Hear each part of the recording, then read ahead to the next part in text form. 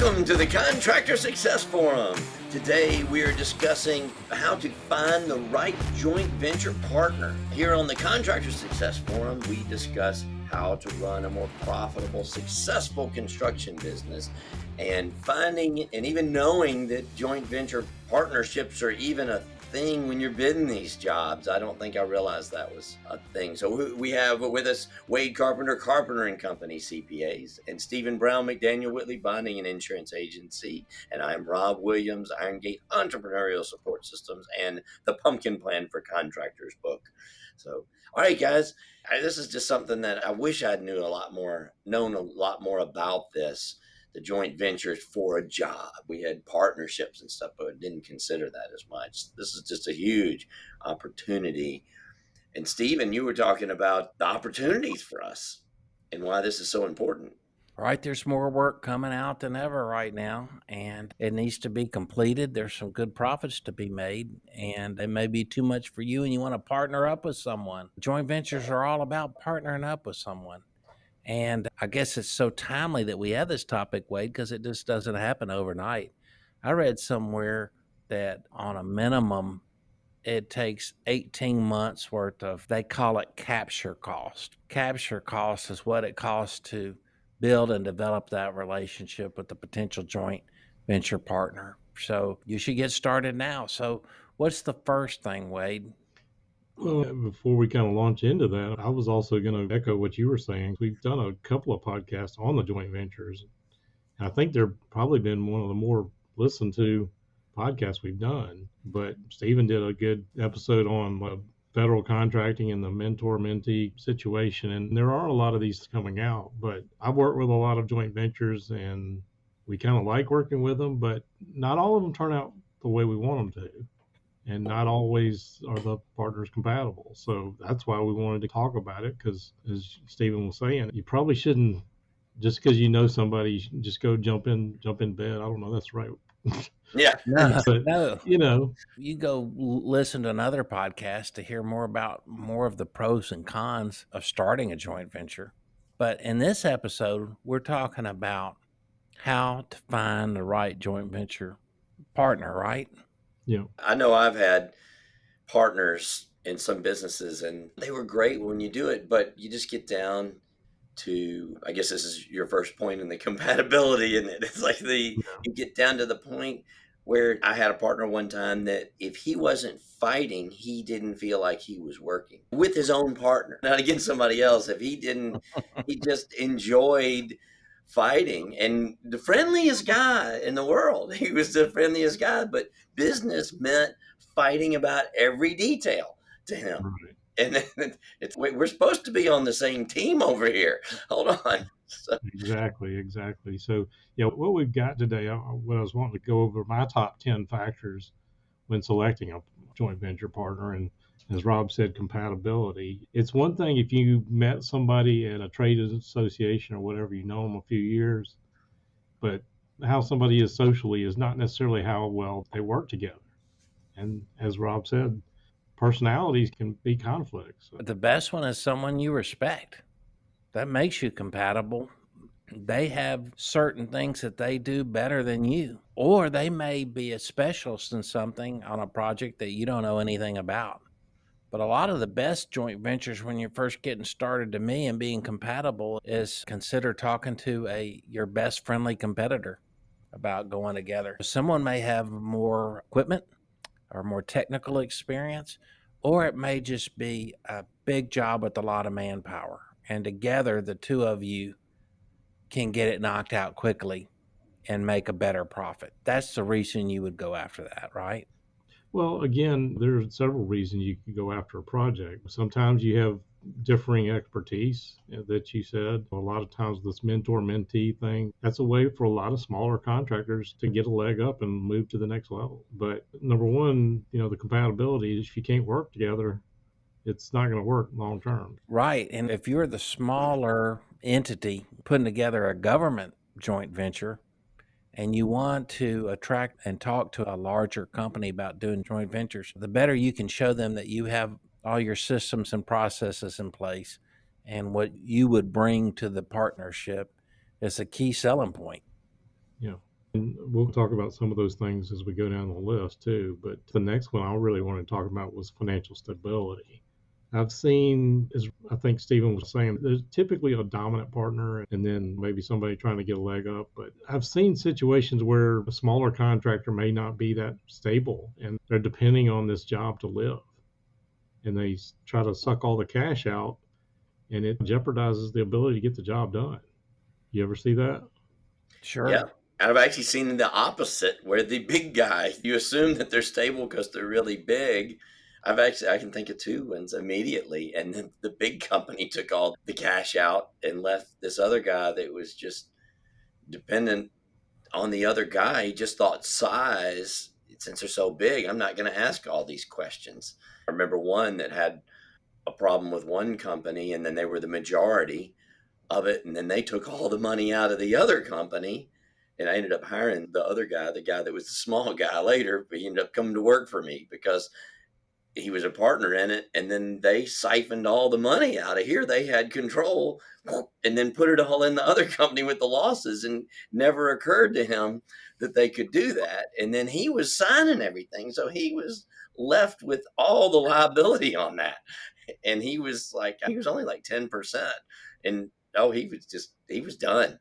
Yeah, unfortunately, I've seen some horror stories too, where one of the partners has the ability to go, usually you're getting a loan or whatever based on your own credit or whatever. But I've seen some contractors be in bad straits and they go and tie in the joint venture. And so the other partner's on the hook for a loan that they may have taken all the money out themselves. Mm-hmm. And so, again, financial stability, I guess we could spend a lot of time talking about that one.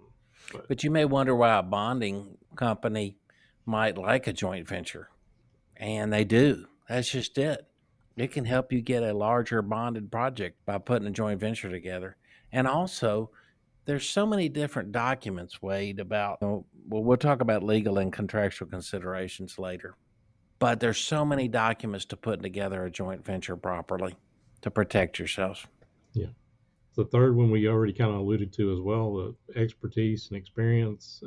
Sometimes there are specialized jobs, or I know I had one where they had people doing work with like moving the direction of rivers and streams and stuff like that. And apparently you have to have some specialized knowledge on certain things like that, or maybe it's a trade and maybe that's why you're getting together. But, you got to be able to know that these people can do what they say they're going to do, especially when it's something you know nothing about.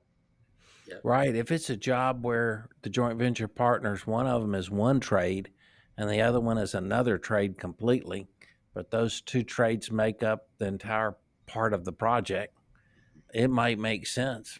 I do see this, that people thinking they have these skills, and I've seen so many people so excited about it because they think that's the only thing that matters. Oh, this is the perfect company. We're going to take over the world because we have this and we have that, and we're going to do this together, and it's just going to be amazing.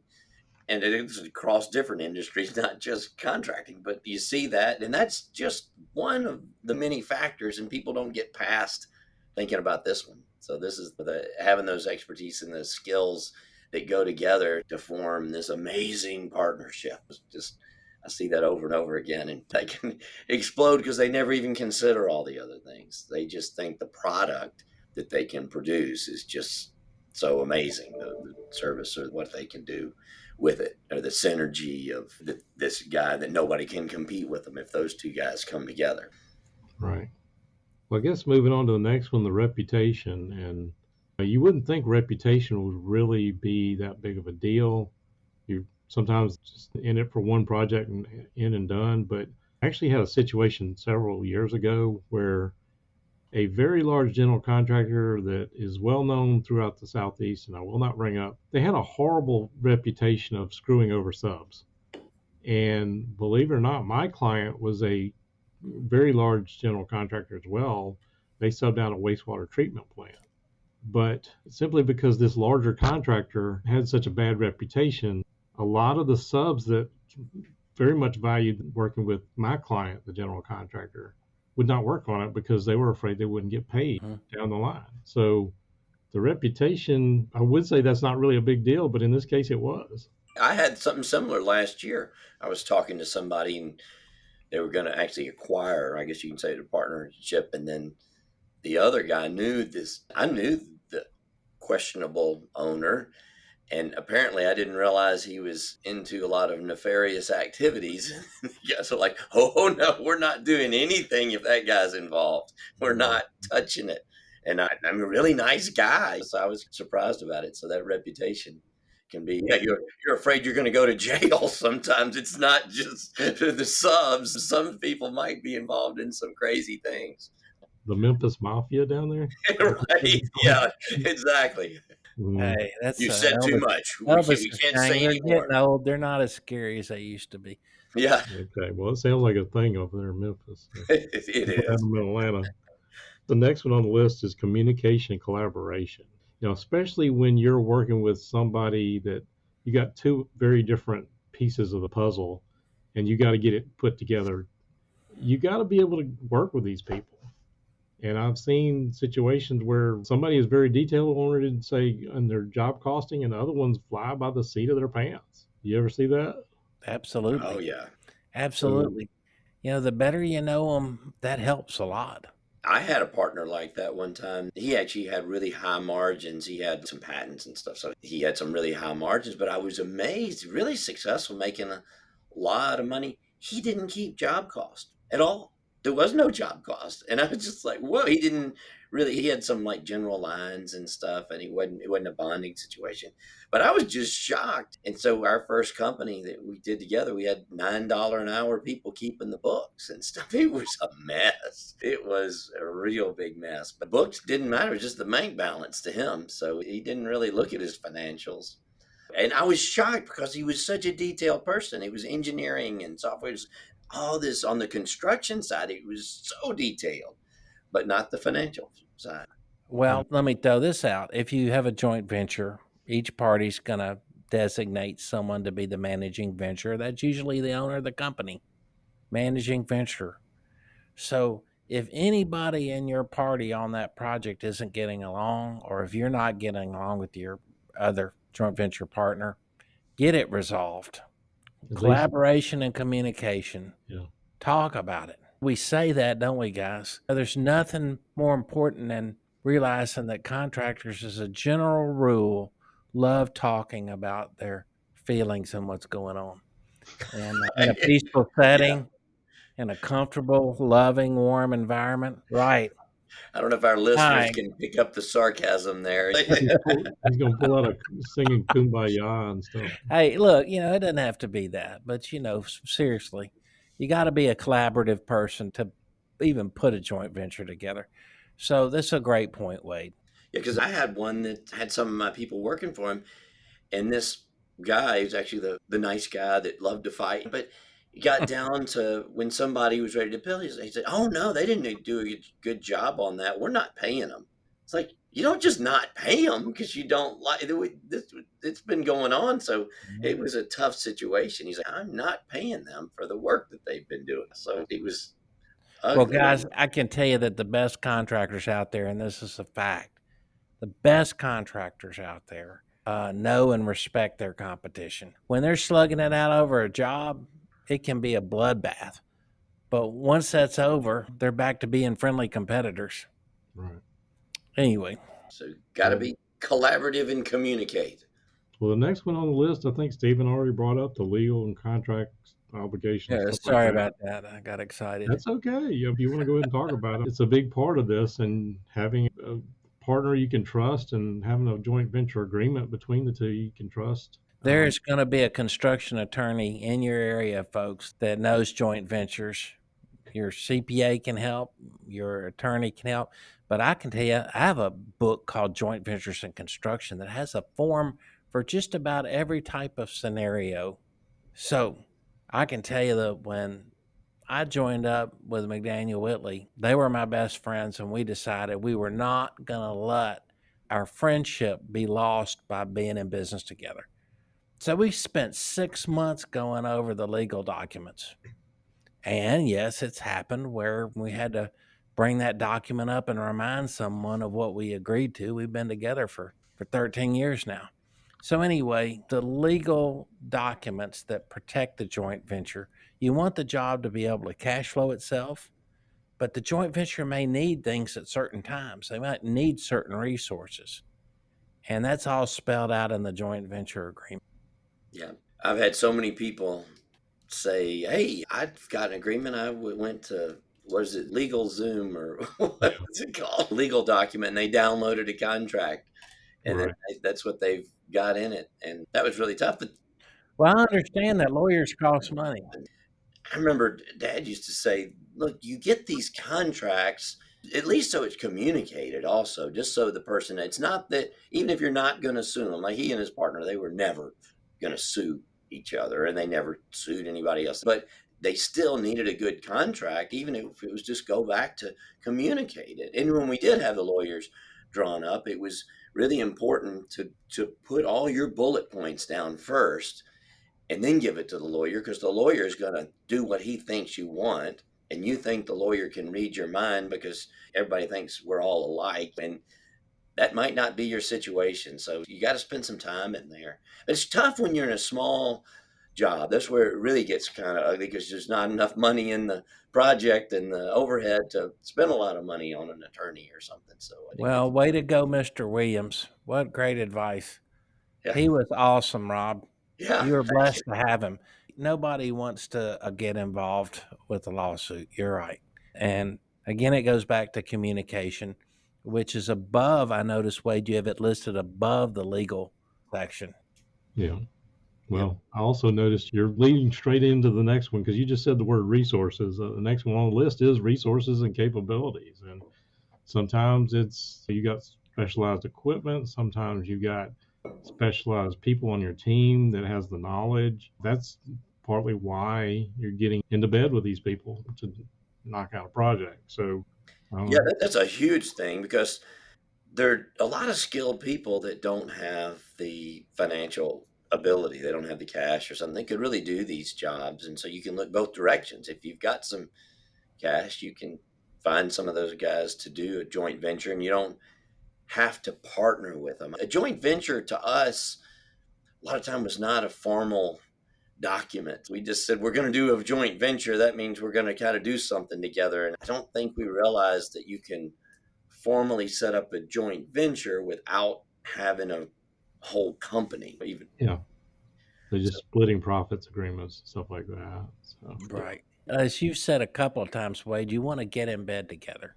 But that doesn't mean you're involved in a romantic relationship. You're just in the same we're bed not going to go together. there. So. yeah. Yeah. Okay. Anyway, And maybe that's what we should have called this, the one project stand. okay. Well, on that note, That I'm going to that move on to that number 8. demeans a good joint venture, Rob. Yeah. I don't want to hear that kind of talk. All right, go ahead, Wade. I will keep moving here because not sure where we're going. Cultural fit. We already talked about compatibility, but some people have this laid back attitude that Rob was talking about, and others like, hey, let's get it done. Let's have the cost down to the T. And sometimes people show up whenever they want to show up, and other ones are like, hey, we got to have a detailed schedule. So cultural fit. Cultural fit. Yep. Yep. Yep. Like that. Through your internal controls to your in-house personnel. Fit. Well, I think that cultural fit really goes back to the whole, have you defined your value system and what's more important in a lot of things? It's probably too deep to talk about too much in here, but that's where I know in the mergers and acquisition company that I deal with, they were saying it was an unbelievable number of, I can't remember the exact statistic, but it was like more than 50% of the deals didn't work out because the value system. They tried to mold the two people together. People think a good person means something. They're good people. Oh, they're good people. Well, their definition of good may be a different thing to raise the decisions that you do, without getting into that. But make sure you've got those values down. Look into a value system on that cultural fit, because that's what kills most of these companies on that. It's not a lot of these other things. I remember this, I don't know if this is a value or not, but I remember saying, would you rather know, we had a conversation with really cost conscious partner of mine that didn't want to spend the money on anything. It's that same one, the $9 an hour bookkeeper. But I said, would you rather know your costs and be able to price it correctly, or would you rather have the cheapest cost? And for me, it was like I'd rather know my costs because I'm interested in the difference between my cost and the sales price. I don't want to just be guessing. It's shotgun, but his product was different. So it wasn't that he was wrong. His product sales, he asked for the most that he could get, and he had a huge margin. So his product led him to believe just keep it low. He wasn't ever going to have a loss because he had a huge profit margin, like 80% profit margins, because he had a patent. So he wasn't that concerned about it. But anyway, so cultural fit, but that also gets into your day-to-day thing. Do you like to fight? Is that part of your culture? Do you like to get along? So make sure that goes on down. And when you're not just for you and the owner, but your two companies that may be working together. Right. Well, here you go, Rob. Now you're leading into the next one. We're talking about decision making and governance. The exact same kind of thing. You got to understand with a joint venture, somebody's got to make decisions. If it's a 50-50 split or something like that, and you don't spell this out, who's going to be making the final decisions on things? We really got to know that. And somebody that's used to making that authoritative type decision making, but they're the minority partner. Well, you need to talk about these things up front before it becomes a problem. Mm-hmm. Right. Yeah. It's spelled out in your joint venture agreement too, Wade. And again, not only are there owners, but sometimes there's a committee put together within the joint venture for just working out. I would say arbitrating, that sounds too drastic, but just working through problems. Well, I think making the decisions, what I've seen is people have had their one situation in a company. So they think that's the rules for every company and every agreement. They don't realize they're different things. I think the typical situation is decisions are made on how much money somebody puts it in. Let's just say that's the simplest form. Somebody put in 51% of the money. But you may have an ownership agreement and percents, but that may not be how the decisions are made. You could have a contract where the decisions are not based on equity ownership, and people don't realize that's even a possibility. It's defining the way those ownership. Somebody can have, I know, like when you're setting up things for estates and tax things and trusts, sometimes the owner may not want to have much of the equity in there because he may want it to go to some kids or something like that, but they'll have total control of the governance, even though it's not their money in there. So he who has the gold does not always make the decisions. I think, well, what's that thing? He who has the gold makes the rules. Not always. If your government's document, if your document, the golden rule, he who has the gold rules. Yeah. Yeah. Well, last one here is the project management.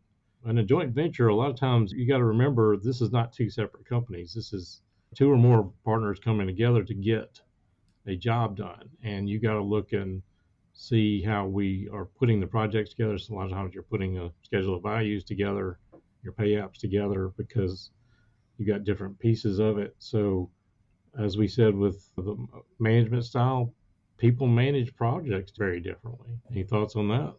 I think it goes back to the cultural fit there. Yep. It's a huge thing. I don't think people do realize that projects are managed differently. Just like I was saying, with some people, it's all about the document, and then you put all the responsibility. Say commercial, there's a whole lot more responsibility on the subcontractors. There's usually more contract in there, where the residential of those guys, if the subcontractor makes a mistake, the builder tends to take more of that responsibility and fix it. Those kind of things, have control over it, and they'll manage the details of showing that heat and air guy how to put it and where to put it. When you get in the commercial stuff, it's like, hey, this is yours, there's specs, you go out there, you do that. So they're two different things. Some contractors really control the whole quality day to day of the job. I was framing for a contractor one time that wouldn't buy blueprints. I don't know how the heck, and we were doing panels and trusses, but he was building the houses off of a brochure that he got out of somebody else's model home,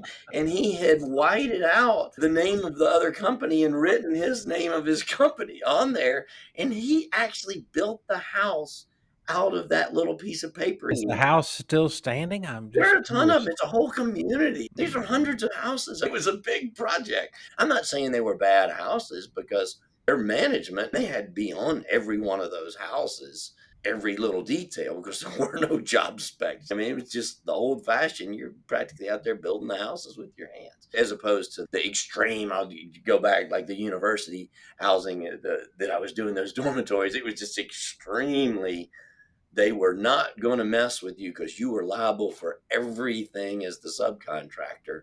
And it was just about that piece of paper. But anyway, that was a big project management. Project management issues, yes. Yeah.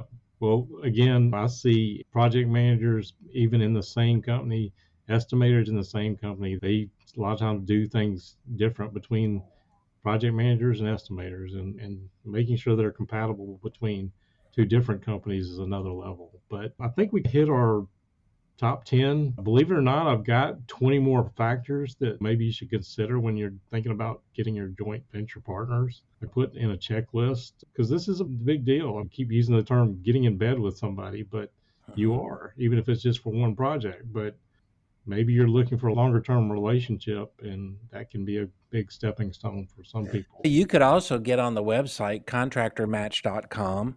It's good. And then there's joint venture yentas that put the right people together. No, I'm making that up. That doesn't exist. You got to do it on your own, guys. Look at this checklist. Give these things some consideration because they're all hugely important to your joint venture. Yep. And so don't forget, it's so exciting when you talk about these joint ventures and coming together. People get so excited about how they can do the job. So don't forget about all this part, because it could be a huge opportunity, but it could be also a huge hole that you're stepping into if you get into the wrong thing, no matter how good the physical job situation is that you're doing or whatever you're providing. If you don't have these other things, it can be a perfect job, but it's not going to work. It's going to be a mess. Guys, another fact that I read last week, because I read it on the internet, you know it's true. 37% of all the construction work for the Army of new work was issued to joint ventures. So, wow. There we go. Well, to wrap this up, I think, like I said, I wanted to offer that checklist of 30 items you may want to consider in finding a joint venture partner, as well as we created another one as 50 items that you may want to consider in forming your joint venture agreement. So they can go to our website at carpentercpas.com and the joint venture page and get that for free if they're interested. Fantastic. All right. Go to our page and there'll be a way to get to it. If you go to contractorsuccessforum.com or go to, what is it again, your website? carpentercpas.com. Okay. Fantastic. All right. Well, thanks for coming to the Contractor Success Forum today. Tune in to YouTube and subscribe for us. Go ahead and hit the subscribe. That helps more people see that. I know you probably want to keep this valuable information just for yourself, but be Just generous. hoard it, Be savor generous, and let everybody share the wealth here. So have that, and then download the Beautiful thing. podcasts, and we will be back with you for the next episode of the Contractor Success Forum. It's all about collaboration. There you go.